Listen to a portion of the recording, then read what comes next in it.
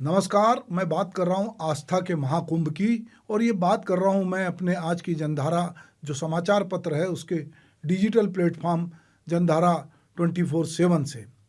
ऐसे समय में जब पूरे देश में एक कहना चाहिए कि सनातन की बयार चल रही है और सनातन को लेकर लोगों में एक बड़ा रुझान है और इसमें सरकारें भी जो हैं वो महत्वपूर्ण रोल प्ले कर रही हैं, ऐसे समय यदि महाकुंभ आता है तो उस महाकुंभ के का वैभव देखते बनता है। आज जितने लोग पूरी दुनिया में इलाहाबाद में आयोजित इस महाकुंभ को देख रहे हैं, उनकी आंखें चौंक रही हैं, क्योंकि वो इतना बड़ा मैनेजमेंट है और उसके साथ लोग आस्था के इस महाकुंभ में डुबकी लगा रहे हैं और शाही स्नान कर रहे हैं। सुबह सुबह जब लोग कंबलों में लिपटे होते हैं, ठंड से डर रहे होते हैं, तब नागा साधु से लेके तमाम साधु संत और श्रद्धालु जन जो हैं वो गंगा में डुबकी लगा रहे हैं और अपने आप को धन्य समझ रहे हैं। हम बात कर रहे थे कि देश में सनातन की अनुगूंज जो है चारों ओर सुनाई दे रही है और केंद्र तथा राज्य की सरकारें भी सनातन की परंपरा को आगे बढ़ाने में कोई कसर नहीं छोड़ रही हैं। ऐसे में यदि 144 साल बाद कुंभ का महायोग पौष पूर्णिमा सोमवार को आता हो तो लाजमी है कि पहले स्नान में गंगा में करोड़ों लोग एक साथ डुबकी लगाएं। आस्था के इस स्नान में बहुतों का कल्याण हो जाएगा, बहुत सारे लोगों के पाप धुल जाएंगे।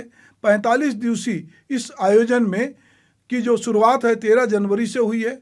देश विदेश से 45 करोड़ श्रद्धालुओं के प्रयागराज आने की, इलाहाबाद आने की उम्मीद है। आस्था और भक्ति और आध्यात्मिक एकता के इस महाकुंभ में जो करीब करीब आज पहले दिन जो 13 तारीख से 14 तारीख में अलग अलग दिन में जो आंकड़े बता रहे हैं कि 1,75,00,000 लोगों ने पहले दिन और बाद में इससे ज़्यादा संख्या के लोगों ने स्नान किया। ये आंकड़े और अधिकृत रूप से सरकार जारी करेगी कि कितने लोगों ने वहाँ पर स्नान किया। 13 अखाड़ों के साथ देश दुनिया के बहुत सारे साधु संत श्रद्धालु गंगा तट पर आ जा रहे हैं। मीडिया उनकी तुलना सैनिकों के साथ कर रही है। साधु संतों की तुलना में कहा जा रहा है कि जिस तरह सैनिक जो हैं देश की रक्षा करते हैं, उसी तरह अलग अलग अखाड़े से जुड़े साधु संत सनातन की रक्षा में लगे हैं। उन्हें अपनी जान माल की कोई परवाह नहीं है और वो धर्म के काम में लगे हैं।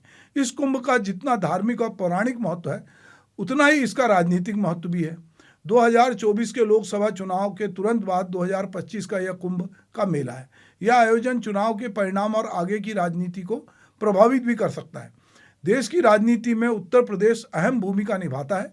अब तक के अधिकांश प्रधानमंत्री उत्तर प्रदेश से ही बनते आए हैं और उत्तर प्रदेश की जो 80 लोकसभा सीटें वो निर्णायक होती हैं कि देश में किसकी सरकार बनेगी। तो यह कुंभ कहीं ना कहीं सरकार की छवि बनाने की, प्रशासन और शासन की छवि को निखारने में अहम भूमिका निभाएगा। पूरे देश में कुंभ के जरिए हिंदुत्व और सनातन का एक नया शंखनाद होगा। यही वजह है कि पूरी भाजपा कुंभ में डुबकी लगाने की तैयारी में है और सरकारें इसमें बढ़ चढ़कर रोल प्ले कर रही हैं। सरकार की नीतियों पे संतों की प्रतिक्रिया और समर्थन भविष्य की नीतियों को आकार देगा। और हम जितना देख रहे हैं, अभी हम आपके साथ कुछ संतों की, कुछ लोगों की बाइट साझा करेंगे उनके, तो आप देखेंगे कि किस तरह जो साधु संत हैं वो वहाँ की योगी सरकार की बहुत मुक्त कन से प्रशंसा कर रहे हैं कि उन्होंने बहुत अच्छी व्यवस्था की है। वहीं यदि हम विपक्ष की बात करें तो उसका रवैया थोड़ा सा नकारात्मक है।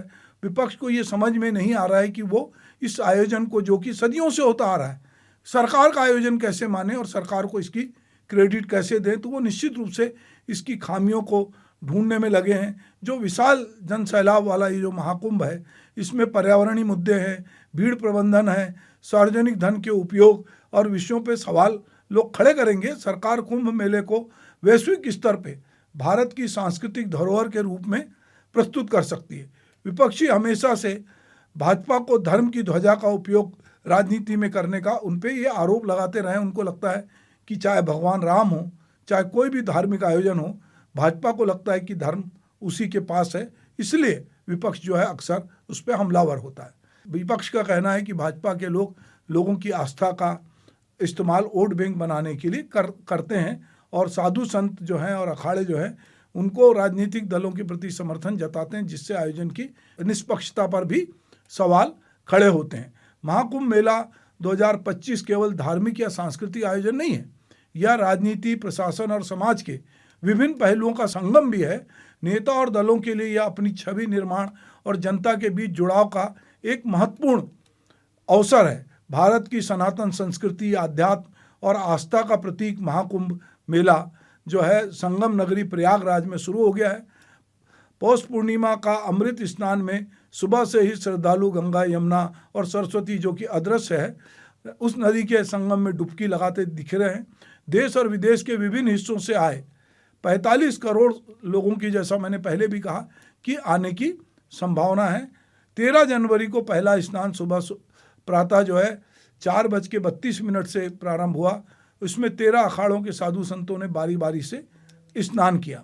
12 साल में हर बार ये कुंभ होता है और कुंभ में दुनिया भर के साधु संत और भक्त जो है अपने आस्था की डुबकी लगाते हैं और उनको लगता है कि ये अवसर है जब वो अपने धार्मिक जो आस्था है उसका प्रकटीकरण करें।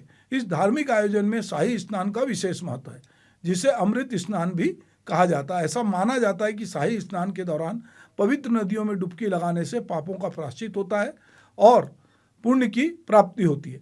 एक मिथक कथा में यह भी कहा गया है कि जब भगवान और शैतानों के बीच में या राक्षसों के बीच में जब एक द्वंद्व हुआ और उससे जब अमृत छलका जब लेके लोग गए तो 4 नदियों में वो अमृत गिरा और अमृत की बूंदें गी। इसलिए 4 जगह पर, चाहे वो हम नासिक की बात करें, उज्जैन की बात करें, चाहे हम हरिद्वार की बात करें या प्रयागराज की बात करें, तो ये 4 जगह कुंभ का स्नान होता है। अमृत स्नान जो है लोगों को आध्यात्मिकता के करीब लाता है। प्रयागराज का कुंभ का मेला 4000 हेक्टेयर भूमि में फैला हुआ है। इसे 25 सेक्टरों में बांटा गया है। उत्तर प्रदेश शासन ने महाकुंभ मेला परिक्षेत्र को राज्य का 76वां जिला घोषित किया है। इस साल का महाकुंभ बेहद शुभ माना जा रहा है क्योंकि ज्योतिषियों के मुताबिक 144 साल बाद ग्रहों का दुर्लभ संयोग बन रहा है। इस दिन सूर्य, चंद्रमा, शनि और बृहस्पति यहाँ की शुभ स्थिति में है। कहा जाता है कि ऐसा दुर्लभ खगोलीय संयोग जो है समुद्र मंथन के बाद बना था और उसी समुद्र मंथन से जिससे कि अमृत निकला था, जिसकी बात बहुत बार होती है, तो उसी का संयोग बना है। महाकुंभ में आसानी से स्नान हो सके इसके लिए गंगा तट पे 44 घाट तैयार किए गए हैं। संगम घाट प्रयागराज का सबसे महत्वपूर्ण घाट है। यहाँ यमुना, गंगा, यमुना और सरस्वती जो है तीनों पवित्र नदियों का संगम होता है, इसलिए इसे त्रिवेणी के नाम से भी जाना जाता है। जो महाकुंभ में अखाड़े जो है वो प्रमुख आकर्षण का केंद्र, और खास करके नागा साधुओं के अखाड़े जो हैं उनको लोग बहुत, आज हमने देखा कि किस तरह से लोग उनको देख रहे हैं। अखाड़ों की शुरुआत आदि शंकराचार्य ने की थी। कहा जाता है कि उन्होंने सनातन की रक्षा के लिए शस्त्र विद्या में निपुण साधुओं के संगठन बनाए थे। अभी कुल 13 अखाड़े हैं जिन्हें 3 श्रेणी में शैव, वैष्णव और उदासीन में बांटा गया है। शैव संप्रदाय के कुल 7 अखाड़े हैं। उनके अनुयायी भगवान शिव की पूजा करते हैं। वहीं वैष्णव संप्रदाय के 3 अखाड़े, इसके अनुयायी भगवान विष्णु के और उनके अवतारों की पूजा करते हैं। वहीं उदासीन संप्रदाय के 3 अखाड़े, इनके अनुयायी जो है ओम की पूजा करते हैं और अनंत शक्ति के वो उपासक हैं। महाकुंभ 2025 का पहला शाही स्नान मकर संक्रांति को जैसा कि संपन्न हुआ है। महाकुंभ में शाही स्नान की अन्य तिथियां जब होंगी वो 29 जनवरी को मौनी अमावस्या, 3 फरवरी को बसंत पंचमी, 12 फरवरी को माघी पूर्णिमा और 26 फरवरी को महाशिवरात्रि है। महाशिवरात्रि को जो है के दिन शाही स्नान के साथ ये महाकुंभ का समापन होगा। इस बारे में जो केंद्रीय संस्कृति और पर्यटन मंत्री है, जिनकी इसमें इस विभाग की अहम भूमिका है, वो कह रहे हैं कि महाकुंभ में 15 लाख से अधिक विदेशी पर्यटकों के आने की उम्मीद है।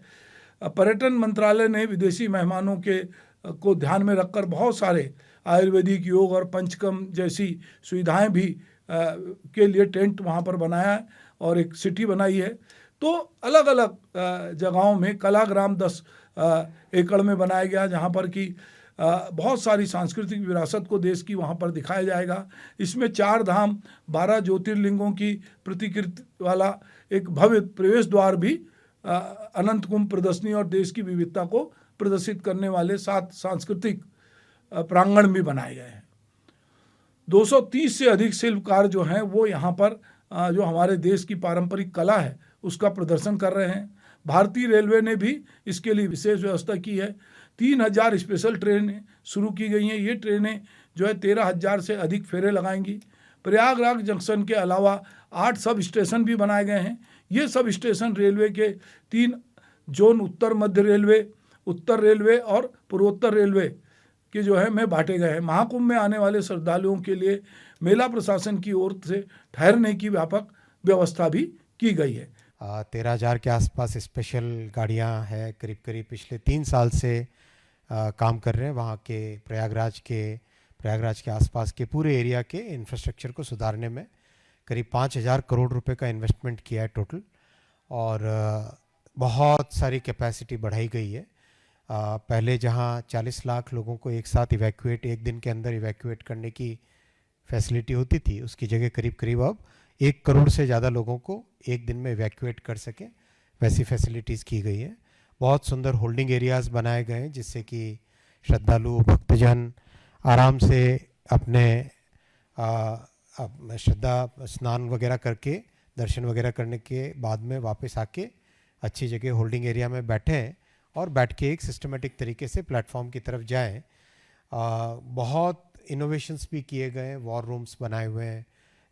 अभी हाल ही में रेलवे बोर्ड का वॉर रूम भी खुला। आज का दिन विशेष इसलिए है कि आज से सबसे बड़ी गैदरिंग चालू होती है, शाही स्नान से चालू होती है। मेला क्षेत्र में 10 लाख से अधिक लोगों के रुकने की व्यवस्था भी है। तो कई जगह पर और गूगल प्ले स्टोर पर महाकुंभ 2025 का ऑफिशियल ऐप महाकुंभ मेला जो है 2025 के नाम से उपलब्ध है। जो लोग महाकुंभ में जाना चाहते हैं, उसके बारे में जानकारी लेना चाहते हैं, तो वो यहाँ से इस ऐप पे जाकर जानकारी ले सकते हैं। और इतना प्रचार प्रसार और हाईटेक किया गया है सोशल मीडिया के जरिए कि देश दुनिया के लोग जो हैं वो वहाँ आ सकते हैं, लोकेशन देख सकते हैं। तो एक और जहाँ मीडिया देश का सबसे बड़ा इवेंट कुंभ का मेला बना हुआ है, वहीं पूरी दुनिया की नज़र भी इस आस्था के जन सैलाब को अचंभित होकर देख रही है। वहीं विपक्ष जो है वो भी पीछे नहीं है। पश्चिम बंगाल की मुख्यमंत्री ममता बनर्जी जो है, उनकी तस्वीर के साथ वहाँ के पर्यटन विभाग ने विज्ञापन जारी किया है कि गंगा सागर में आकर डुबकी लगाने का उन्होंने आग्रह किया है, और मीडिया में प्रमुखता से ये बात प्रसारित हो रही है। ऐसा कहा जाता है कि सारे तीर्थ बार बार, गंगा सागर एक बार। अब सरकारें अच्छी तरह से समझने लगी हैं कि देश में धार्मिक और आध्यात्मिक पर्यटन तेजी से बढ़ रहा है। यही वजह है कि अब राज्य सरकारें भी जो हैं वो अपने अपने राज्यों में धार्मिक पर्यटन और प्राकृतिक पर्यटन को ज़्यादा प्रमोट करने में लगी हुई है। कबीर दास की तरह अब हम भी यह कह सकते हैं, धर्म ध्वजा लहराई रे साधु, धर्म ध्वजा लहराई। तो इस समय पूरे देश में महाकुंभ के माध्यम से एक धर्म की ध्वजा लहरा रही है। और अगर 44-45 करोड़ लोग जहां आने वाले हों तो समझ लीजिए कि कितने देश, अगर हम अपने देश की आबादी को छोड़ दें तो कितने देश उसमें समाहित होंगे। तो इस समय पूरे देश में महाकुंभ के बहाने आस्था का एक जन सैलाब उमड़ रहा है और सनातन की जो अनुगूंज चारों ओर सुनाई दे रही है। नमस्कार।